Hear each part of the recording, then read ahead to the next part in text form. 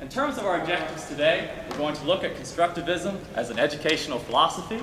We're going to look at science, technology, and society, i.e. STS, as its very specific manifestation within the science classroom. And then we're going to look into the academic results of constructivism. What does the research say about constructivism and constructivism as a methodology? And then into specific examples of lessons. In terms of constructivism, you have to realize and view constructivism as a philosophy arising from conflict within the status quo. In terms of constructivism, we're going to look at its definition, history, proponents, before getting into constructivism as a response to the conflicts we as educators face within the classroom.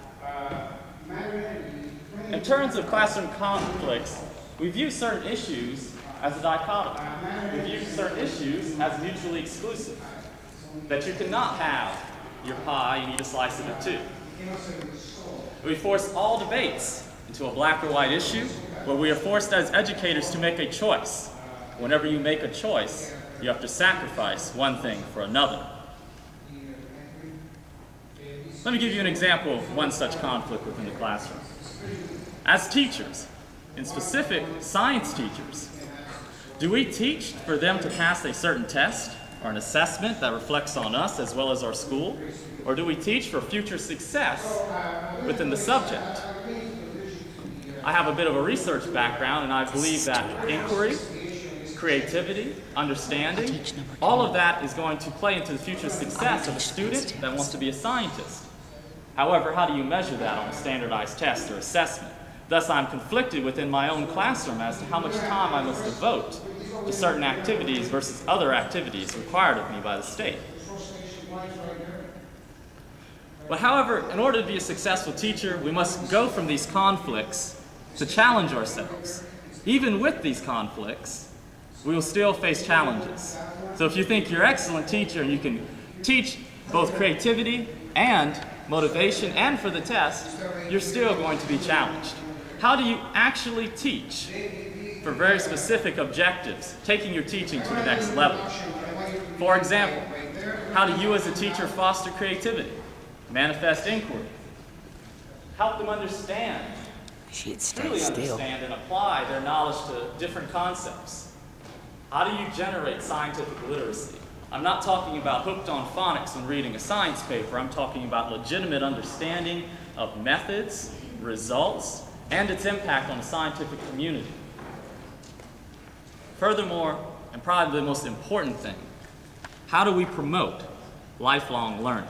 Because it's one thing for me to teach an individual chemistry or physics in order to pass a test or get into college or do well their freshman course in college.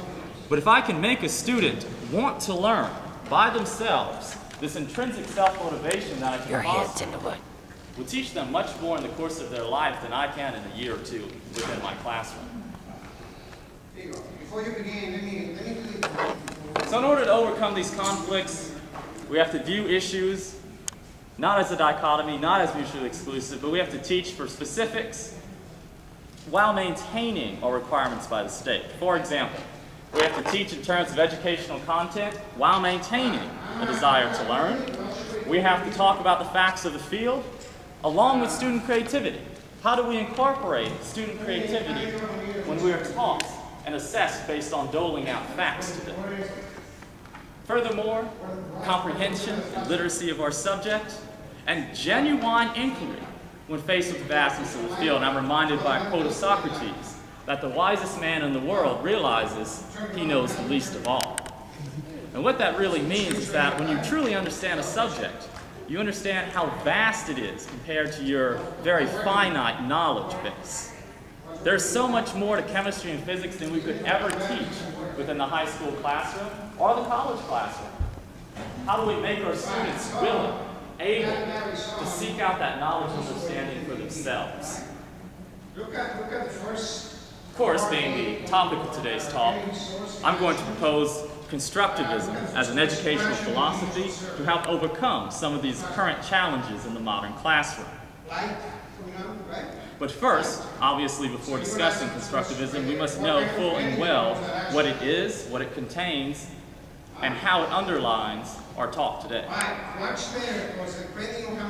As a foundation for learning, I want you to view constructivism as a simple set of principles for today's lecture. It can take many forms within the classroom environment. For example, within science, it can be best shown as science, technology, and science, a society methodology. Other formations are available in other content fields. Here is a general set of principles for constructivism. I want you to view it as a learner always having prior knowledge. Now, that may be surprising for some of you, but yes, trust me on this. All your students have some sort of basis of prior knowledge in a subject, regardless of what the subject is. Furthermore, and this, I know this is a buzzword, we're going to get to this later, the teacher as a facilitator. I'm sure you've heard that thrown around as some sort of just generality as to how you should be in the classroom. Well, I'm going to show you specific examples and definitions of that later on in the presentation. Furthermore, and this is a fun one, I think this is something we need to teach our students every day in the classroom. The student, not us, is responsible for their learning. We cannot hold their hand. They are the ones that must ultimately seek out information, take control of their education, and make choices based on that education and the goals that they desire. However, the bottom line is, for right now, all you need to know is that learning is associated with prior knowledge. However, how does constructivism actually get applied to the science classroom? In science, as opposed to other fields, it is very rigorous sometimes. We have to teach content at the same time as teaching and understanding, and besides just teaching content and facts, how to apply these facts and view situations in terms of multiple perspectives and frames of reference.